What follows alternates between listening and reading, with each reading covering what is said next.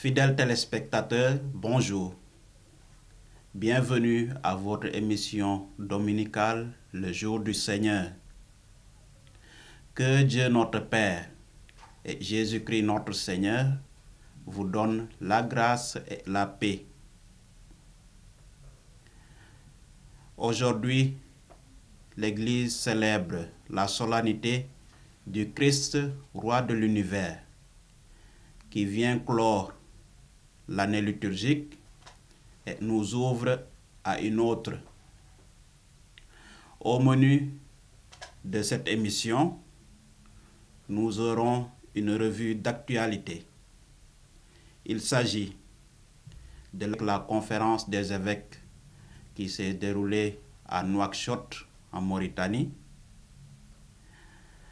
Nous aurons aussi l'actualité de notre Église nationale avec la lettre adressée par notre Saint-Père François à l'évêque de Saint-Louis, Monseigneur Ernest Sambou, pour lui présenter les condoléances suite au naufrage des candidats à l'émigration irrégulière sur les côtes de Saint-Louis. Et enfin, nous ferons focus sur le diocèse de Saint-Louis avec un entretien avec Monseigneur Ernest Sambou.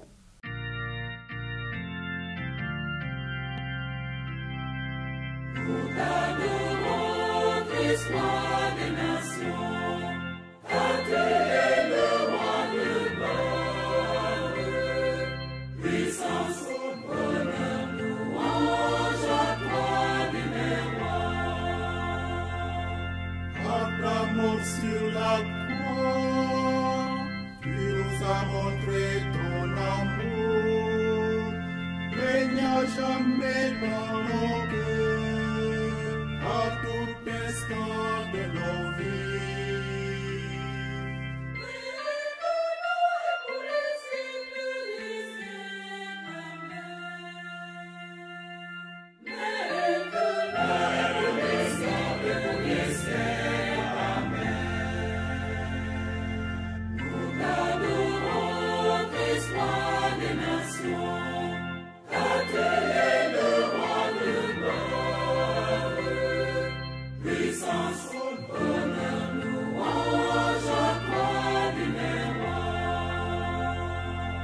Accorde-nous la grâce d'être fidèles à tes commandements.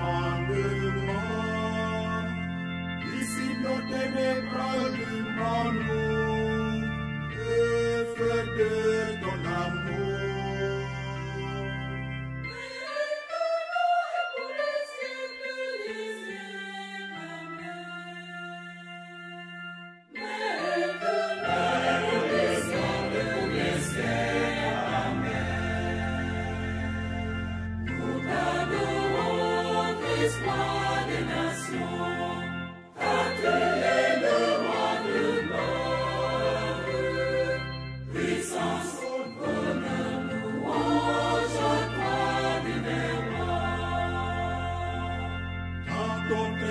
Sacrement, tu nous as donné le pardon de nos fautes. Accorde-nous de rejeter tout mal qui est à nous.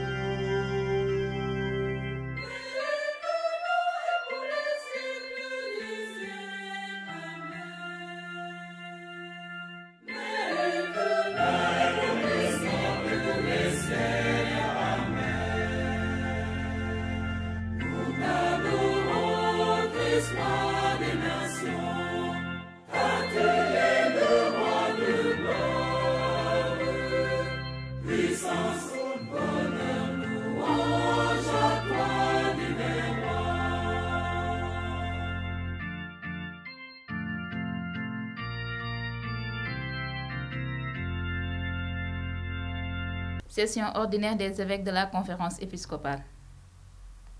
La session ordinaire des évêques de la Conférence épiscopale, Sénégal, Mauritanie, Cap-Vert et Guinée-Bissau s'est tenue du 9 au 15 novembre dernier, dans le diocèse de Nouakchott, en la République islamique de Mauritanie.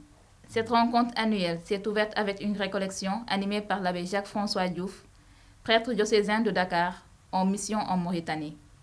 Il s'agit pour l'abbé Jacques-François d'entretenir les évêques sur la mission des apôtres et de leurs successeurs en se référant au décret Christus Dominus sur la charge pastorale des évêques. Selon le communiqué final de la session, les évêques ont passé en revue les 3 fonctions essentielles qui régissent leur vie et leur ministère: enseigner, sanctifier, gouverner. La cérémonie d'ouverture officielle de la session est présidée par Monseigneur Paul Abel Mamba, le 14 novembre, en présence du nonce apostolique Monseigneur Michael Banak. Ce dernier assure les évêques de l'affection personnelle et de la proximité spirituelle du pape François.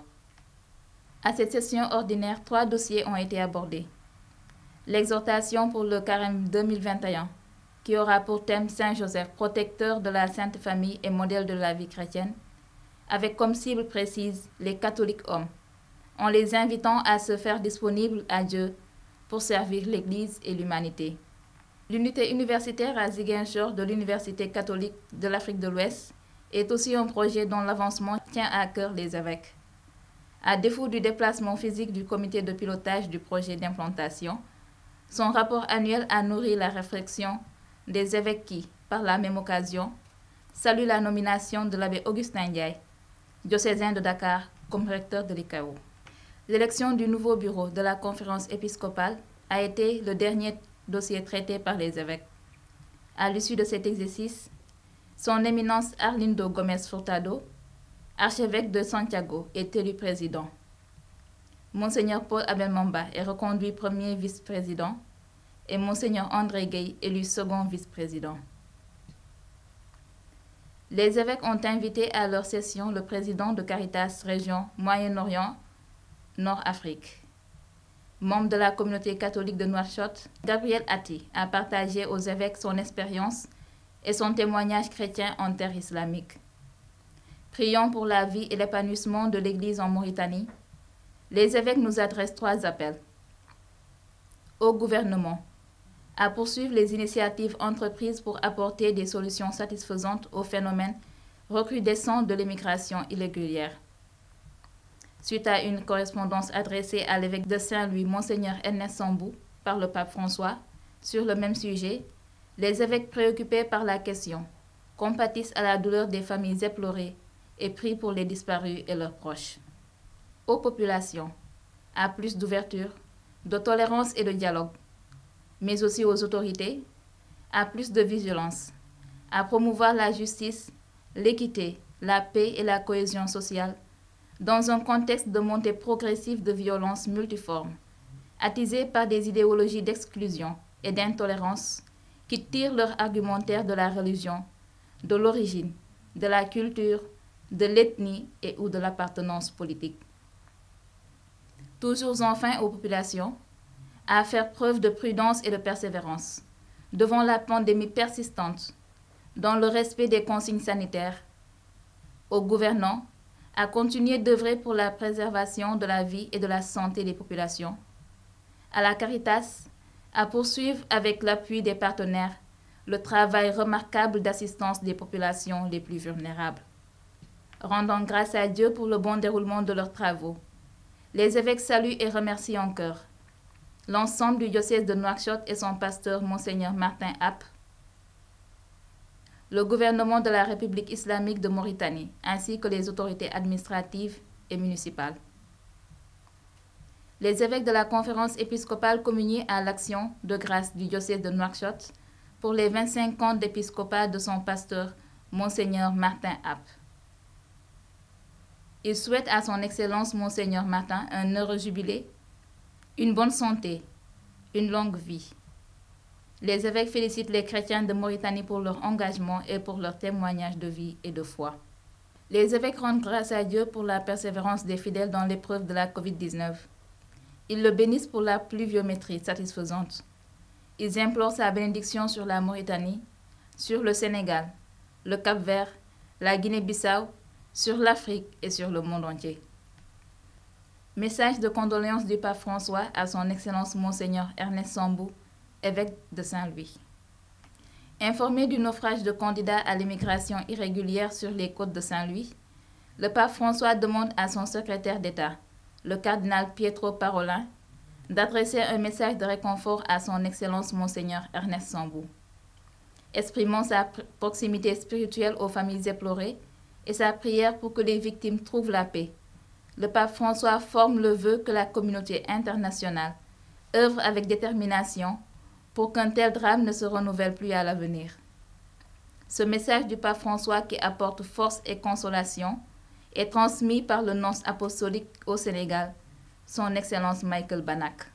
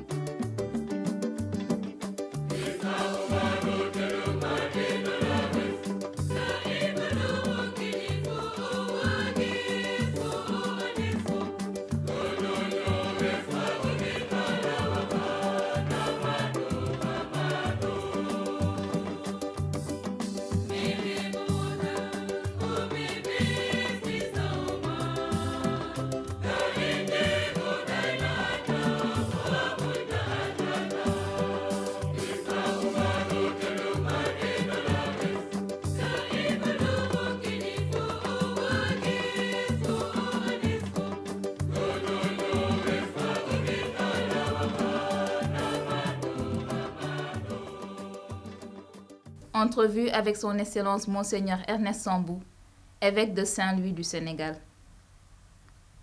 C'est dans les jardins de l'évêché de Saint-Louis, si à la paroisse Notre-Dame de Lourdes de Sor. L'évêque partage la vie du diocèse avec les abbés Augustin Namtiao et Bayremi Diouf, en présence de l'abbé Jules Bienvenu Bassène, directeur des œuvres et organisateur de la caravane de presse. Merci à son Excellence Monseigneur Ernest Sambou et à ses diocésains pour l'hospitalité. Chers téléspectateurs, amis internautes, Oficom et le secrétariat général de la conférence épiscopale de Sénégal, Mauritanie, Cap-Vert et Guinée-Bissau sont venus aujourd'hui rendre visite à une communauté et à un pasteur, la communauté diocésaine de Saint-Louis, avec son pasteur Monseigneur Ernest Sambou.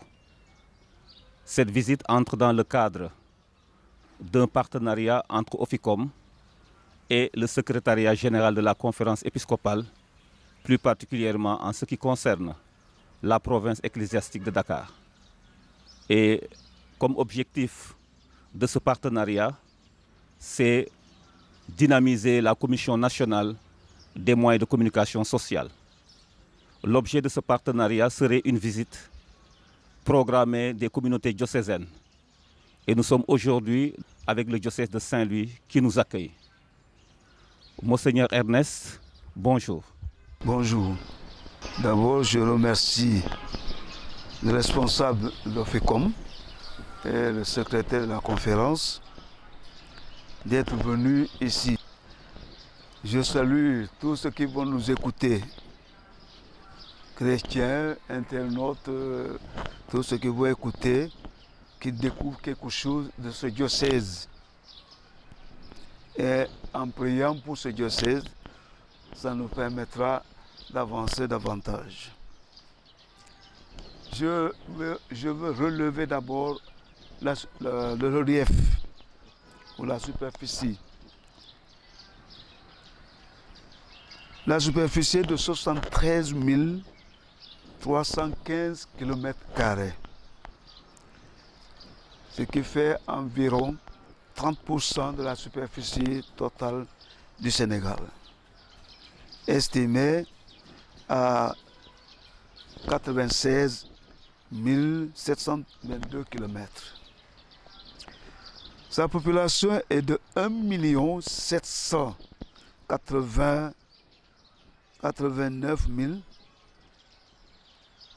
341.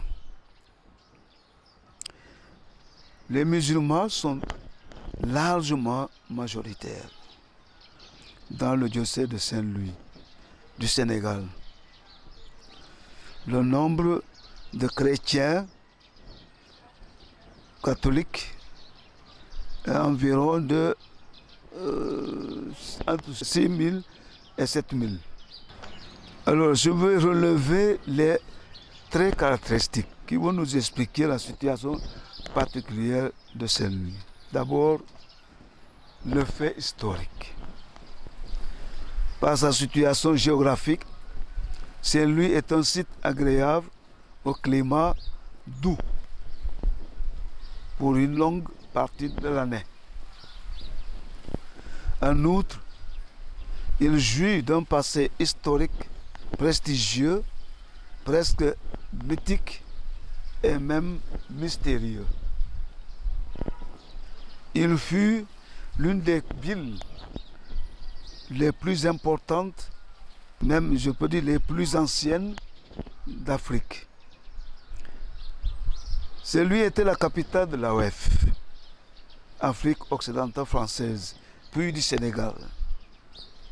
Aujourd'hui, ces deux privilèges ne sont enlevés. Et Saint-Louis en souffre jusqu'à aujourd'hui.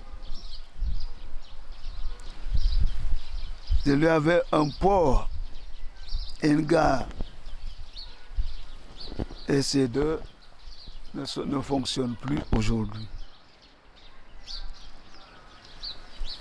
Il y a donc une sorte de manque à gagner. Le phénomène religieux, Saint-Louis est tenu pour être le grenier de l'islam au nord, au Sénégal.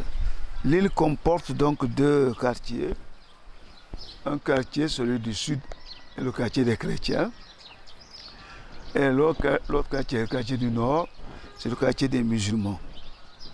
Mais il faut noter que les musulmans sont majoritaires, largement.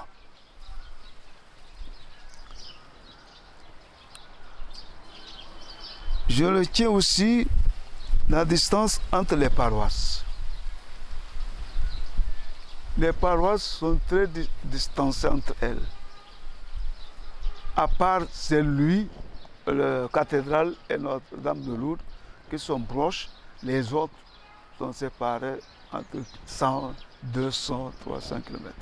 Par exemple, entre Notre-Dame de Lourdes, où on se trouve, et Matam, on comptait plus de 400 km. Alors cette distance pénalisait énormément nos réunions.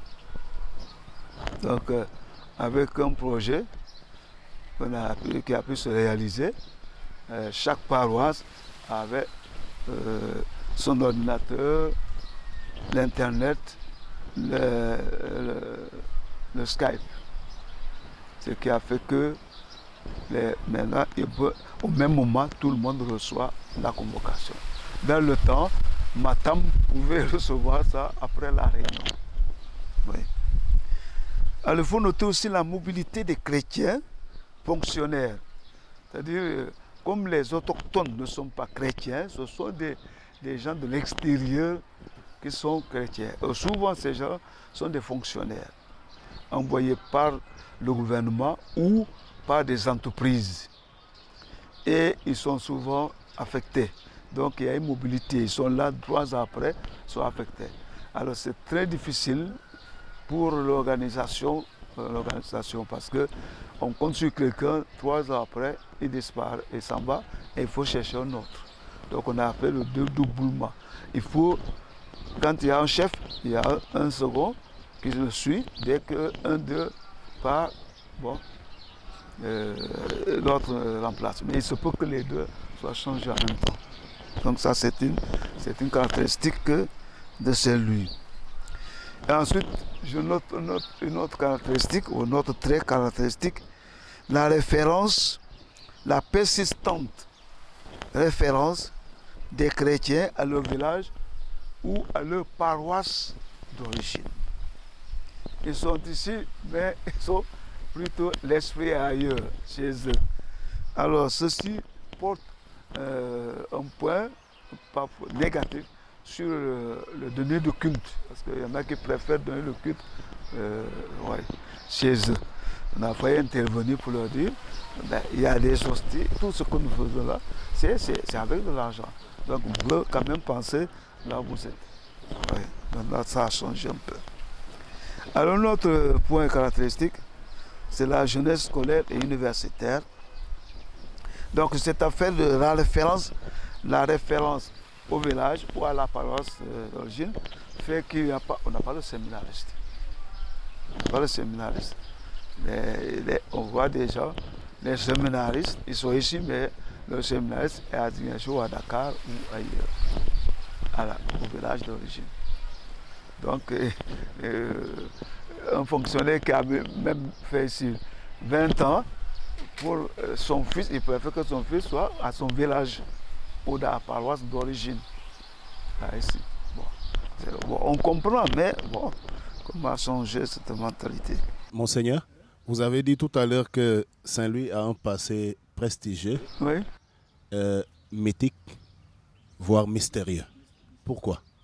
Mais parce que Saint-Louis était une des premières villes même d'Afrique de l'Ouest, n'est-ce pas? Et c'était vraiment concentré ici. Moi, j'ai rencontré un gars à l'école de Centrafrique, il dit que son grand-père a fait Saint-Louis. Il était militaire ici. Donc il y a un passé qu'on n'arrive pas à percer. C'est-à-dire il y a tellement eu de passages à Saint-Louis qu'aujourd'hui, ça reste presque mythique. Saint-Louis est devenu vraiment, bon aujourd'hui c'est, mais c'était mythique. Même moi en venant ici, je pense trouver un Saint-Louis. C'était au niveau intellectuel, c'était Saint-Louis, au niveau richesse, au niveau de richesse culturelle, c'est Saint-Louis, tout ça. Bon, parce qu'ils sont développés avant les autres. Mais aujourd'hui, ça a changé. Dans votre présentation, on a noté effectivement que vous avez souligné deux aspects. La superficie du diocèse et le manque de vocation. Oui. Et on voudrait savoir maintenant, par rapport à ce diagnostic, qu'est-ce que vous préconisez, surtout dans le cadre de la pastorale vocationnelle, ou même aussi, comment faire aussi pour que les familles qui ont même des racines ailleurs puissent aussi se sentir d'église dans ce diocèse qui leur a tout donné aussi. Bon, il y en a qui ont commencé, il y a un séminariste de Louga, c'est un fonctionnaire, mais il l'a amené ici. Maintenant, est-ce que pour l'ordination, est-ce qu'il va accepter qu'il soit donné à lui ou chez lui? Bon, ça c'est autre chose. Bon. Mais au moins, elle a envoyé. Bon. Mais c'est très... Tout le monde doit être prêtre de son village. Ça, on les comprend. On les comprend. Il n'y a que Dakar, c'est la ville. Bon, on est là à Dakar, la ville, bon, on peut accepter d'être ordonné à Dakar. Mais quand on est dans les régions, on préfère rejoindre son village. Mais je crois que ça a changé énormément. On peut avoir aussi une idée du nombre de paroisses, comparé aussi au nombre d'agents pastoraux, surtout les prêtres. Oui. Alors, le nombre de paroisses, on a actuellement 8 qui fonctionnent. 8 qui fonctionnent. Bon, la 9e, c'est l'université, mais qui n'est pas tout à fait au point.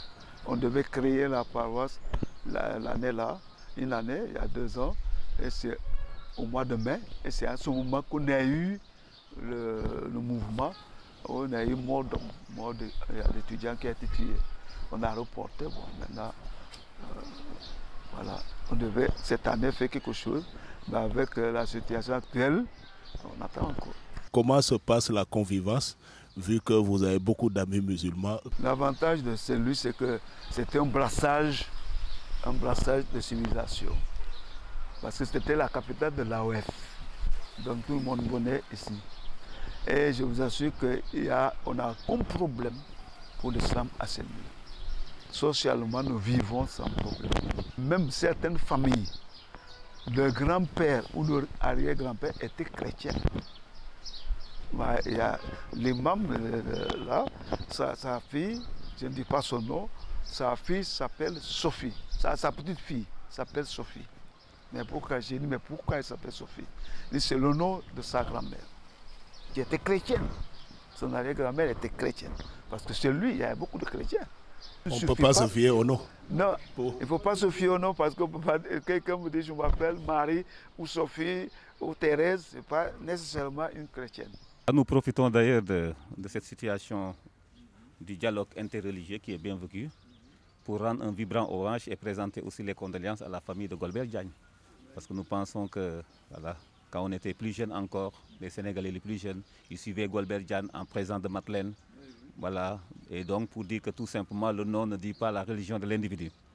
En parlant tout à l'heure de présentation de votre diocèse, qui parle de présentation, parle également de projets actuels et de projets futurs, perspectives. Quels sont les projets que vous avez pour votre diocèse? Bon, j'ai amené une fois ici pour les projets. Ce qu'on avait réalisé comme projet, 25. Alors donc, je me rappelle de les citer, le papier là. Bon, alors, il y a il y a des projets de création, des projets de construction, des projets de restauration. Il y avait des manifestations qui relevaient même du miracle, tant pour la cathédrale que pour Notre-Dame de Lourdes. Donc, est-ce que vous pouvez revenir sur ces deux événements? Alors, la cathédrale, quand on a voulu commencer la restauration, ils avaient découvert, et ça, c'est pas. Moi, j'ai vu parce que je suis monté avec les échafaudages, j'ai vu aller jusqu'en haut, jusqu'au sommet là-bas, à la dalle. Et l'expert en bâtiment, en patrimoine bâti, m'a montré, m'a dit, regardez, on a été surpris de voir que la dalle ne soit pas tombée. La dalle se décollait carrément, elle était penchée. Et nous, on allait là-dedans en cérémonie. Quand j'écrivais au président Wade, je lui ai dit, nous sommes dans un établissement dangereux qui peut s'écrouler à tout moment. On pensait que j'avais exagéré. Mais je trouve même que ce n'est pas assez fort quand j'ai vu la dalle comme ça. Là. Hein? Et lui-même m'a dit, mais Monseigneur, pourquoi ça n'est pas tombé? J'ai dit, ah, ça c'est une question qu'il faut poser au bon Dieu, moi je ne peux pas répondre. Et donc ils ont commencé par là, un travail, ça a pris du temps pour rectifier tout ça. Bon, aujourd'hui, c'est une dalle bien établie. Alors le clocher ici, là, Notre-Dame de Lourdes, c'est tombé en 2010. Et le dimanche, c'était plein le 15 août. D'or, en dessous du clocher, partout. Parce que l'église est devenue trop petite pour nous. Maintenant, il y a beaucoup de chrétiens. Alors, on a fait donc la messe de 15 août. Et c'était le lendemain. Le lendemain, il n'y a pas de messe. Le lundi, on n'a pas de messe ici. Bon. Et effectivement, le lundi, le clocher là est tombé. On n'avait même pas les signes que ça allait tomber. Mais je sais qu'il y avait un expert qui était venu, il a fait les visites, on a fait un projet. Donc on a fait le devis, tout ça. Et puis il m'a dit, je fais le devis aussi du clocher parce que le clocher là, en haut, je ne suis pas très sûr. Mais il n'était pas très convaincant. Il a dit, je ne suis pas très sûr. Et voilà donc, s'il nous avait dit, ça va tomber bientôt, on aurait pu tout de suite casser avant que ça tombe. Mais il a dit, je ne suis pas très sûr. Il n'était pas très convaincant. Quelle était votre première réaction quand vous avez entendu le bruit? Le bruit. Oh oui, on va amuser trop les spectateurs. Moi j'ai entendu le bruit le matin, c'était un bruit énorme. Regardez le clocher qui est là-bas, qui est tombé jusqu'à là, avec tout le matériel, tout. Alors, bon, j'ai entendu le bruit. Pour moi, je n'ai même pas pensé à l'église. Donc j'ai pensé aux citernes de la CSS, hein, la compagnie sucrière du Sénégal, qui est à Richard-Toll. Je pense que c'était un gros des pneus là qui a éclaté. Alors je suis sorti, je vais là-bas, je cherche, je ne vois rien. Il y a un gars qui m'a dit, mais c'est pas ici, c'est chez vous. Il m'a pensé qu'il blaguait même en disant ça. Mais quand il a insisté, il dit chez vous, le clocher, il y a problème là-bas. Alors je suis venu. J'ai vu comme ça, c'était affreux. Mais à la longue, j'étais presque, je ne suis pas content parce que c'est tombé, mais je me suis un peu rassuré parce qu'il n'y a pas eu de victimes. Si c'était le dimanche, mais je ne sais pas, on n'aurait pas moins de 50 morts. Les choristes qui étaient là-dedans. Et je suis sûr que ceux qui étaient dans à la cour allaient sauter. Parce que le bruit était énorme, ils allaient sauter. Et puis, bon, et sauter de la tribune, là, c'était la mort. C'est comme aux États-Unis, bon, au moment où certains ont sauté les étages, mais ils sont morts. Et sous les décombres, il y avait aussi un fait surprenant. Ah oui, oui. Donc Marie qui était au sommet, bon, est tombée, bon, on ne la voyait pas. On croyait que ça allait briser complètement. Et on a demandé aux scouts de venir faire, ils n'ont pas pu parce qu'il y avait des débris. C'est terrible. On a demandé à l'armée est venue, ils ont fait.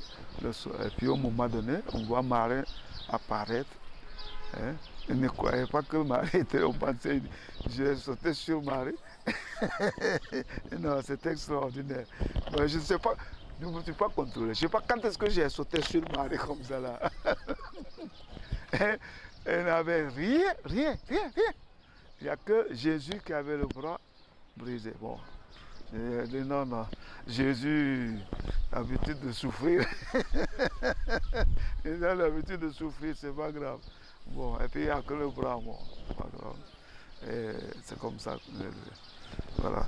Donc, je vois la main de Dieu dans les deux. Aussi bien ici. On a le jeudi, le dimanche de 15 août, les filles sautaient, les choristes là-haut, chantier, bon, ils sautaient. Puis le gars, on dit que ça attendait jusqu'au demain matin. C'était quand même extraordinaire. Je vois la main de Dieu, je le dis aux chrétiens, c'est une protection. Dieu nous a protégés. Et Marie aussi a mis sa main. Bon, j'ai dit, la cathédrale, la même chose. La dalle se détache dont le moment devait tomber. Pas tomber. Donc, moi personnellement, j'ai fait 3 messes d'action de grâce pour remercier le Seigneur vraiment de nous avoir protégés ainsi et de m'avoir évité la folie. Parce que s'il y avait tout ça, moi, je ne serais pas là. Hein. Même si je reste là, ça ne serait pas avec la fonction, parce que je ne verrais pas trop clair. Hein. Voilà, nous rendons grâce vraiment à Dieu pour nous avoir épargné en tout cas tous ces malheurs. On sait que aussi, quand il n'y a pas beaucoup de chrétiens, on suppose aussi que la question de l'autoprise en charge de l'Église par ses propres fidèles, ça devient problématique. Quelle est la situation ici à Saint-Louis? La situation du diocèse, nous ne disons pas, moi je dis souvent, on ne dit pas qu'on est riche, mais on ne mourra pas de faim ici. Après avoir présenté votre famille diocésaine, que pouvez-vous partager aussi sur votre parcours en tant que pasteur, avant-pasteur, etc. aussi? Moi-même, me présenter, c'est très difficile de se présenter. Hein. Bon, la vocation d'abord, comment c'est venu? Ma vocation? Oui, à Moulombe là-bas, comment c'est arrivé que vous vous retrouviez là aujourd'hui? Bon, bon on avait donc l'abbé Gaston Badian, qui est décédé, qui était le premier curé dans notre paroisse. C'était la paroisse, on a crié, puis il était curé. Et il nous a parlé un jour, comme ça, de vocation pour être prêtre. Pour nous, on arrivait avec les prêtres européens qui venaient dire la messe et puis partaient.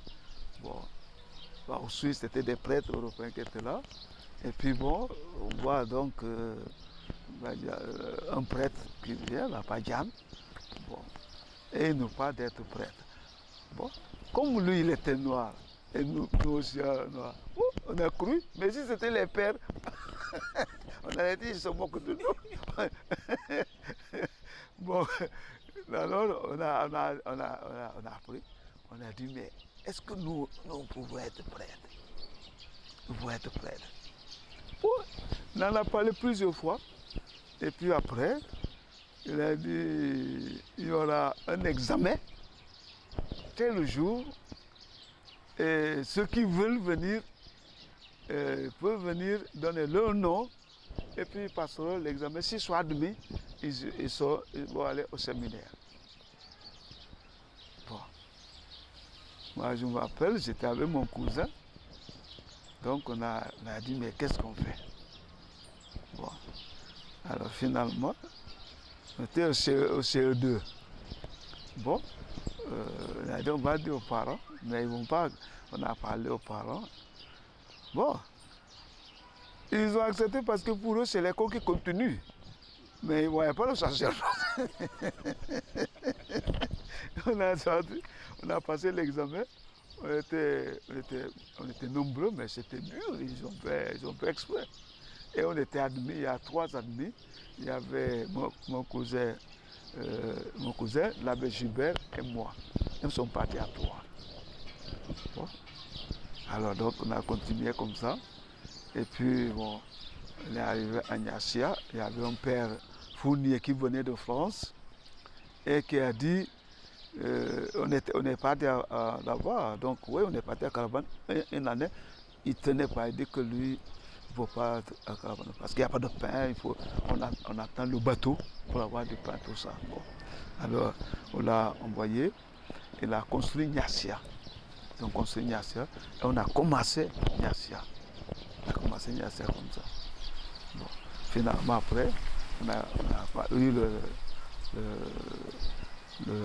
le certificat. Puis on est allé au séminaire Saint-Louis. Là, on a fait donc la 6e. Après, donc, jusqu'à la 3e. On a passé le brevet, on l'a eu. Et puis ensuite, on devait aller à Han. On nous a dit qu'à Han c'est plein et on a fait la seconde à Ziguinchor. Après on est parti à Han pour la première. Bon, on a continué à Han. Puis après, on est allé à Sébikotane. À Sébikotane, moi j'ai fait 2 ans. Bon. J'ai trouvé que toutes mes tantes étaient contre moi.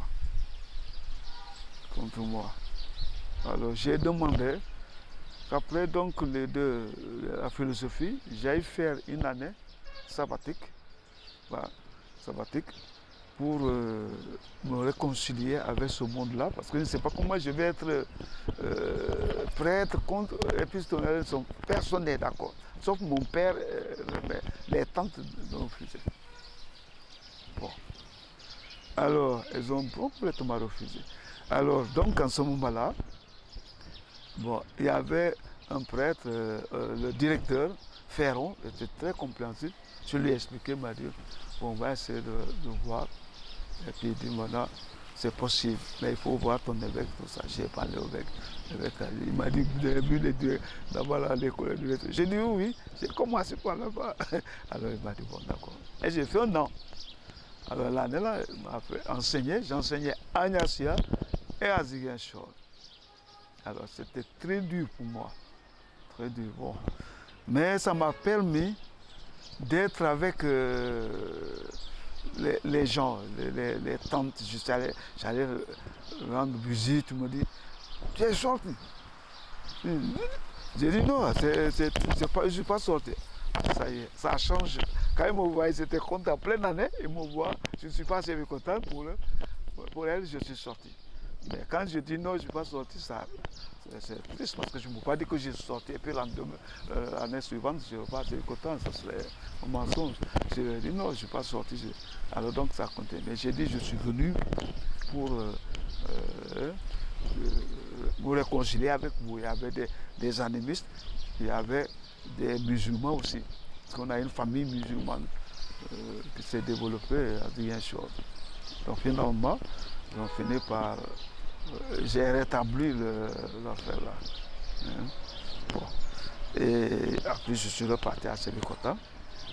Et après Sébikotane, à Sébikotane, on a eu l'histoire que vous connaissez. Laquelle, monseigneur? Non, parce que nous avait interdit. Tu sais, nous ne pouvons pas parler parce que les recteurs qui étaient là ne sont plus. Alors, ce n'est pas la peine de... On ne pouvait pas écouter, on ne pouvait pas avoir sa radio, une radio au séminaire. Alors on devait écouter la radio ensemble, tout ça. Mais on n'a pas compris. Nous, on a dit non. On a fait une grève. On a dit non, on ne peut pas. On ne peut pas. Et bon, alors, et les gens ont conservé leur petite radio, mais il faut ouvrir le petit pour... Et bon, à la fin de l'année, ils ont tous vidé. Tous vidé. Mais ils disent que ce qui nous a sauvés, ils ont dit à nos évêques qu'ils ne nous ont pas renvoyés, mais ils nous vident du séminaire de Sébikotane. Tiens, on ne peut plus fonctionner ensemble. Bon. Alors chaque évêque s'est débrouillé. Hein? Bon, l'évêque m'a envoyé en France, bon, parce que j'étais pro du diaconat, hein? Et les autres, les a envoyés à Koumi. Comme ça compte. Bon, j'étais là-bas. Ça m'a permis d'ailleurs la théologie, on l'a suivi comme ça. Donc j'ai refait, j'ai essayé de suivre et je suis rentré donc avec la licence de théologie pour l'ordination. Après l'ordination, bon, ils ont réclamé, ils ont écrit à l'évêque pour dire qu'il faut que je reparte pour faire une thèse. L'évêque m'a dit, bah, il a hésité et puis on m'a donné vas-y. Et c'est comme ça que je suis allé. J'ai fait donc la thèse de théologie.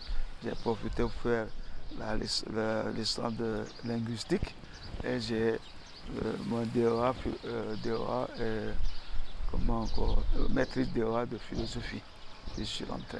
Pour la jeune génération, quand ils ont appris en 2003, si je me trompe, que l'évêque de Saint-Louis s'appelle Monseigneur Ernest Sambou, certains ont dit, eh ben, il vient d'où? Et la seule information que nous avions en son temps, c'était qu'il vient d'Abidjan. Parlez-nous un peu de cette expérience. Abidjan, c'est quand je suis revenu de France, la France, les évêques sont allés en réunion à Abidjan. Et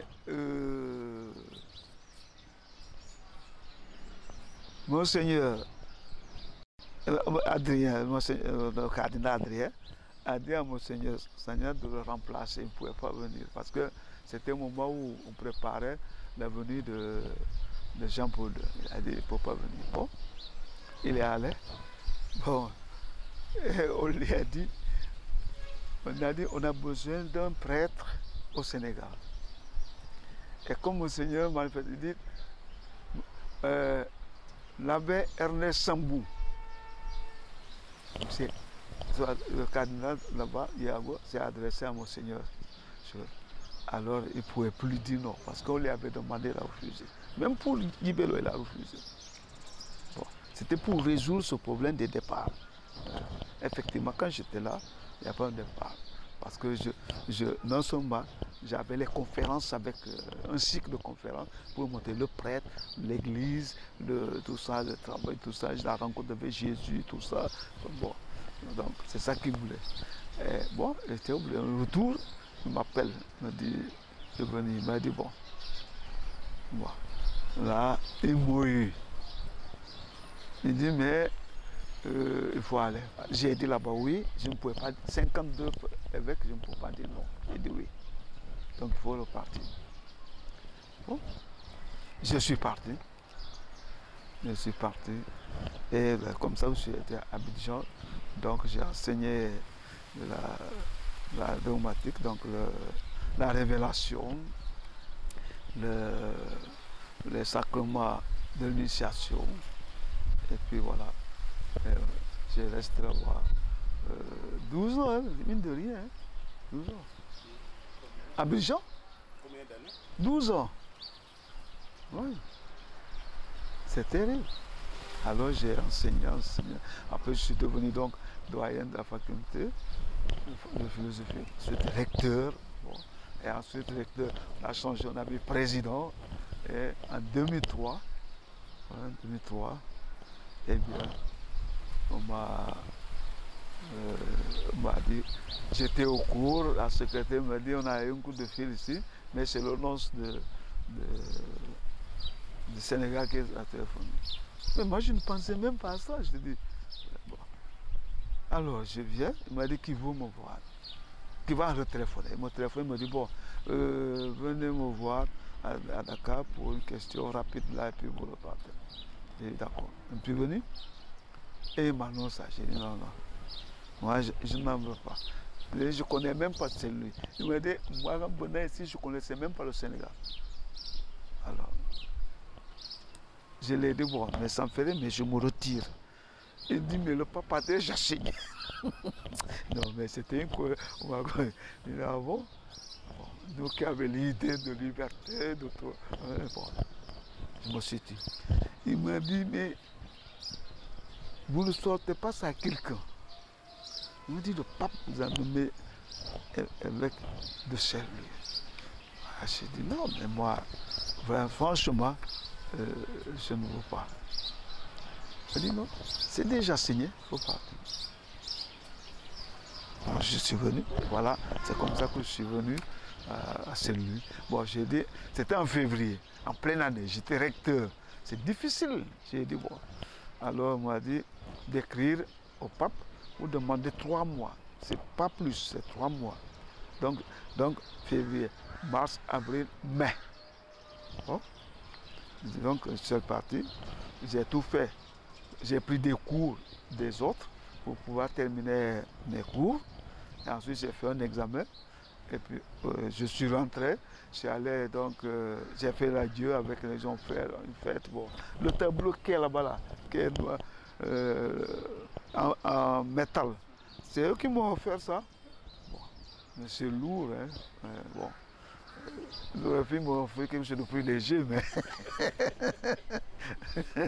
On aimerait aussi vous nous parler un peu de la situation actuelle avec le contexte de la Covid-19, comment l'Église diocésaine a accueilli cela et qu'est-ce qui a été vraiment mis sur place comme disposition. Je crois que depuis avant même Corona, on a axé notre épiscopat, notre conférence sur les populations, surtout la population du Sénégal.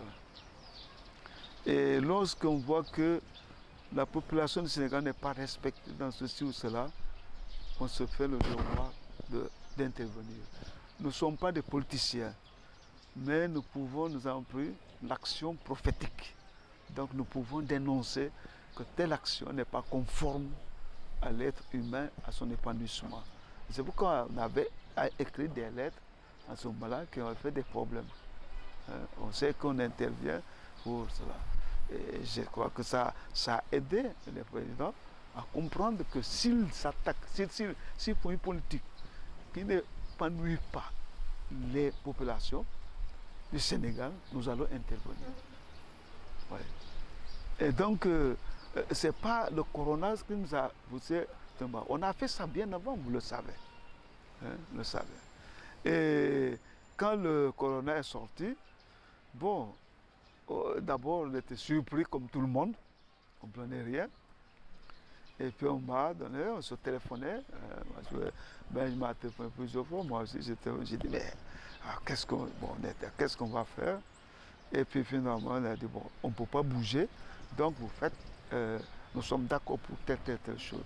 Par exemple, on a dit, bon, il faudrait que nos églises, on vide aussi nos églises, on vide tout, là où il y a les pèlerinages, là où il y a rassemblement de gens, on va vraiment essayer de sursoir à tout cela en attendant. C'est ce qu'on a fait. Ouais. Bon, mais chaque fois les choses, donc on est allé jusqu'à 6e communiqué, bon, c'est normal, mais les gens comprennent que n'est pas. Oui. Et les gens ne nous en veulent pas parce qu'ils voient que... Et quand on a dit que les codes devaient commencer, les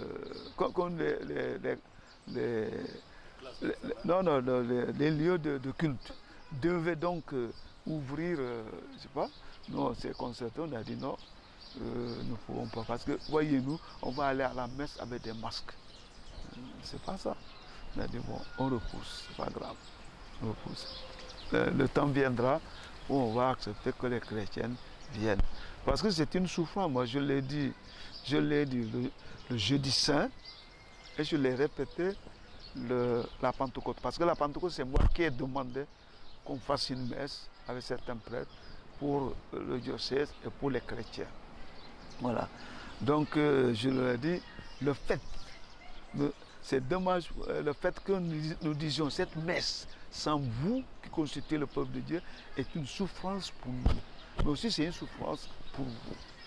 Parce que nous sommes faits pour être ensemble pour les cérémonies. Votre dernier mot aux téléspectateurs et internautes, Monseigneur? Mon dernier mot, c'est de leur dire de ne pas désespérer, d'avoir le courage d'être isolé de l'Église.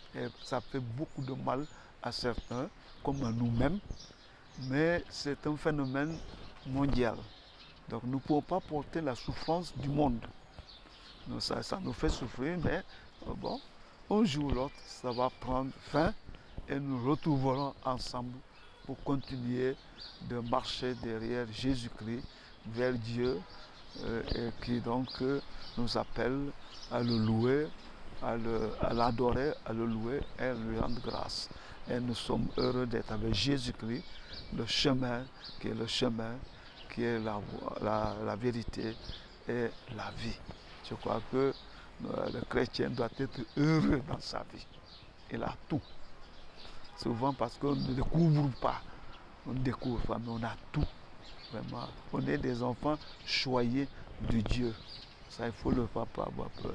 Parce que quand tu lis les textes, tu vois tout ce que Dieu fait pour nous.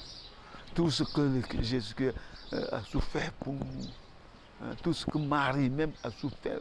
Marie a souffert pour nous. Des gens qui n'ont pas de péché. Nous souffrons. Ce n'est pas que du péché que nous souffrons, mais le péché y est aussi. Mais Jésus et Marie n'ont fait aucun péché.